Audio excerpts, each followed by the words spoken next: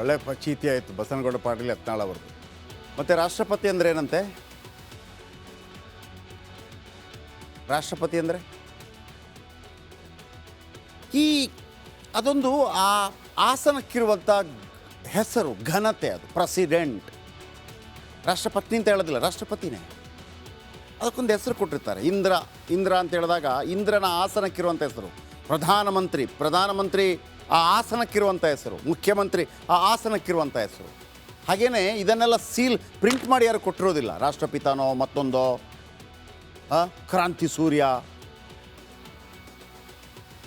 ಅಂಬೇಡ್ಕರ್ ಅವರನ್ನು ಕ್ರಾಂತಿ ಸೂರ್ಯ ಅಂತ ಕರೀತಾರೆ. ನೇತಾಜಿ ಸುಭಾಷ್ ಚಂದ್ರ ಬೋಸ್,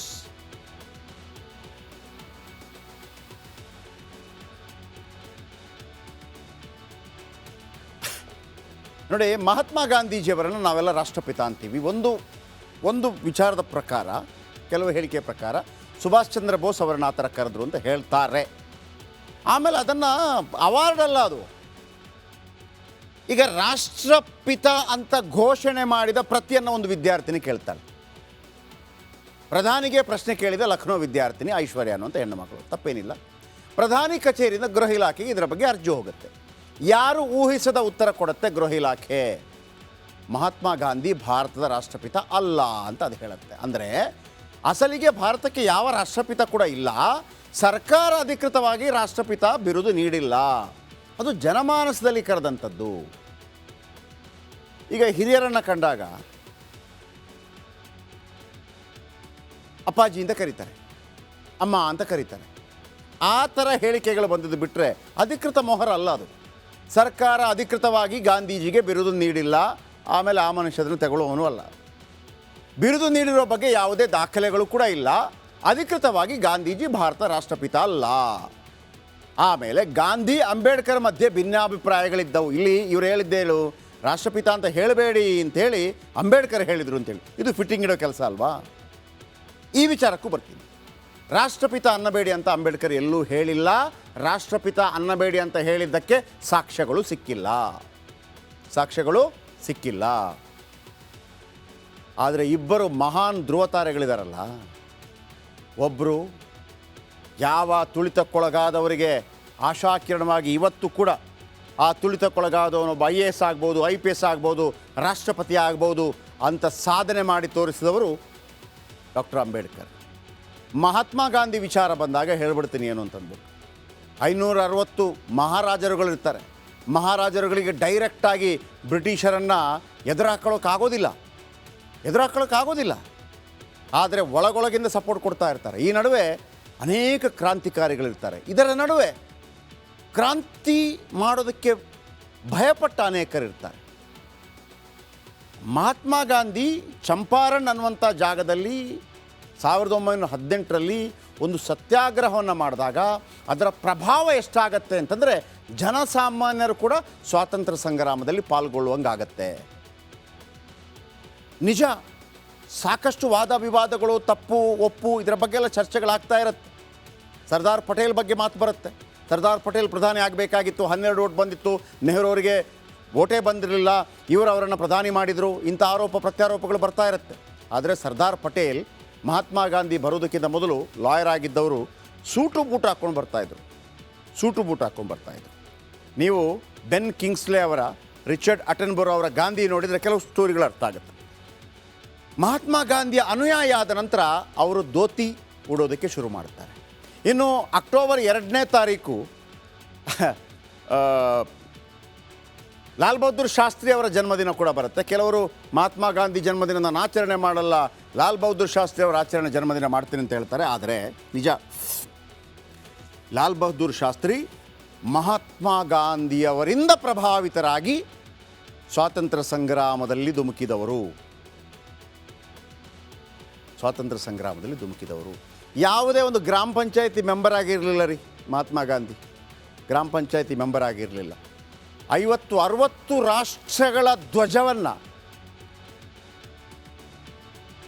ವಿಶ್ವಸಂಸ್ಥೆಯಲ್ಲಿ ಅರ್ಧಕ್ಕೆ ಧ್ವಜವನ್ನು ಹಾರಿಸಲಾಯಿತು. ವಿಶ್ವಸಂಸ್ಥೆಯಲ್ಲಿ. ಆಮೇಲೆ ಜಗತ್ತಿನ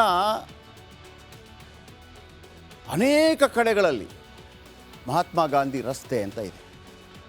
ನೆಲ್ಸನ್ ಮಂಡೇಲ ಅಂದರೆ ಪ್ರಭಾವಶಾಲಿ ಆಗಿರುವಂಥದ್ದು. ಇಲ್ಲಿ ನೀವು ಹಿಂದೂ ಮುಸ್ಲಿಂ ಸೀಮಿತಗೊಳಿಸಿದಾಗ ಗಾಂಧಿ ಕಾಣೋದು ಬೇರೆ, ವಿಶ್ವಮಾನ್ಯನಾಗಿ ನೋಡಿದಾಗ ಗಾಂಧಿ ಕಾಣಿಸೋದು ಬೇರೆ. That's all. ರಾಜ್ಯದ ಕೆಲ ರಾಜಕಾರಣಿಗಳ ಫ್ಯೂಸು ಚೂರು ಲೂಸ್ ಆಗಿದೆ. ಇವರಿಗೆ ಸಿಗೋದು ಯಾರು ಗೊತ್ತಾ? ಇವರ ಜೀವಮಾನದಲ್ಲಿ ಒಂದು ಸಾಧನೆ ಆಗಿರೋದಿಲ್ಲ. ಜಾತಿ ಹೇಳ್ಕೊಂಡು, ಪಾರ್ಟಿ ಹೇಳ್ಕೊಂಡು, ಯಾವ್ಯಾವುದೋ ನಾಯಕನ ಬುಟ್ನೆಕ್ಕೊಂಡು ನಾಯಕರಾಗಿರ್ತಾರೆ. ಇವರೆಲ್ಲ ಈ ದೇಶದ ಮಹಾನ್ ಅನರ್ಘ್ಯ ರತ್ನಗಳಿಗೆ ಅವರ ಬಗ್ಗೆ ಒಂದು ಟೀಕೆ ಟಿಪ್ಪಣಿ ಕೊಡೋ ಮುಖಾಂತರ ಒಂದು 4 ಕಿತ್ತೋಗಿರೋರು ಕ್ಲ್ಯಾಪ್ ಹೊಡಿತಾರೆ ಅಂತ ಅಂದ್ಬಿಟ್ಟು ಏನೇನೋ ಹೇಳಿಕೆಯನ್ನು ಕೊಡು. ದೇಶಕ್ಕೆ ಸ್ವಾತಂತ್ರ್ಯ ಕೊಡಿಸಿದ ಮಹನೀಯರಿಗೆ ನಿರಂತರವಾಗಿ ಅವಮಾನಿಸಲಾಗ್ತಾ ಇದೆ. ಮೊನ್ನೆ ಅಂಬೇಡ್ಕರ್ ಅವರ ಬಗ್ಗೆ ಹೇಳಲಾಯಿತು, ಇದೀಗ ಗಾಂಧೀಜಿ ಬಗ್ಗೆ. ಇವರಿಗೆಲ್ಲ ಯಾಕೆ ಬೇಕು? ಅವರೆಲ್ಲರ ಪಾದದ ಧೂಳಿಗೆ ನಾವೆಲ್ಲ ಸಮಾನರ?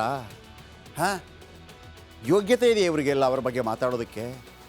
ಟೀಕೆ ಟಿಪ್ಪಣಿಗಳಿರ್ಬೋದು ಅವರುಗಳ ಬಗ್ಗೆ, ಅವರ ಸಾಧನೆ ಏನ್ರಿ?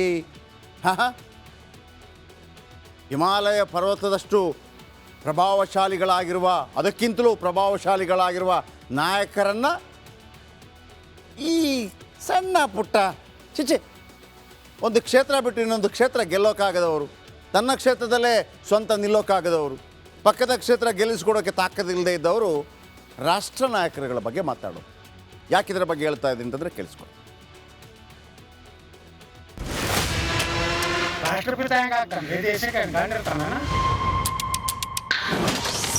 ಕಾಂಗ್ರೆಸ್ಸಿಗರು ಅಂಬೇಡ್ಕರ್ರನ್ನ ಅವಮಾನಿಸುತ್ತಾರೆ. ಇಸ್ಲಾಂ ಧರ್ಮವನ್ನು ಸ್ವೀಕಾರ ಮಾಡಲಿಕ್ಕೆ ಸಿದ್ಧತೆ ಮಾಡಿಕೊಂಡಿದ್ದಾರೆ. ಬಿಜೆಪಿಗರು ಗಾಂಧೀಜಿಗೆ ಅವಮಾನ ಮಾಡ್ತಾರೆ. ರಾಷ್ಟ್ರಪಿತ ಹೆಂಗಾಗ್ತಾನ್ರಿ? ದೇಶಕ್ಕೆ ಗಂಡಿರ್ತಾನ. ಕರ್ನಾಟಕದಲ್ಲಿ ದೇಶದ ಮಹಾನ್ ನಾಯಕರನ್ನ ಅವಮಾನಿಸುವ ಕಾಮಗಾರಿ ಜೋರಾಗಿ ಸಾಗ್ತಿದೆ. ಮೊನ್ನೆಯಷ್ಟೇ ಕಾಂಗ್ರೆಸ್ ನಾಯಕ ಅಜಂಪೀರ್ ಖಾದ್ರಿ ಅವರು ಸಂವಿಧಾನ ಶಿಲ್ಪಿ ಡಾಕ್ಟರ್ BR ಅಂಬೇಡ್ಕರ್ ಅವರನ್ನ ಅವಮಾನಿಸಿದ್ರು. ಏನು ಡಾಕ್ಟರ್ ಬಾಬಾ ಸಾಹೇಬ್ ಅಂಬೇಡ್ಕರ್ ಆ ಸಂದರ್ಭದಲ್ಲಿ ಅವ್ರ ಕಾಲದಲ್ಲಿ ನಾಗರಾಜ್ ಯಾದವ್ ಸಾಹೇಬ್ರಿಗೆ ಗೊತ್ತಿರ್ಬೋದು, ಆ ಸಂದರ್ಭದಲ್ಲಿ ಇಸ್ಲಾಂ ಧರ್ಮವನ್ನು ಸ್ವೀಕಾರ ಮಾಡಲಿಕ್ಕೆ ಸಿದ್ಧತೆ ಮಾಡಿಕೊಂಡಿದ್ರು.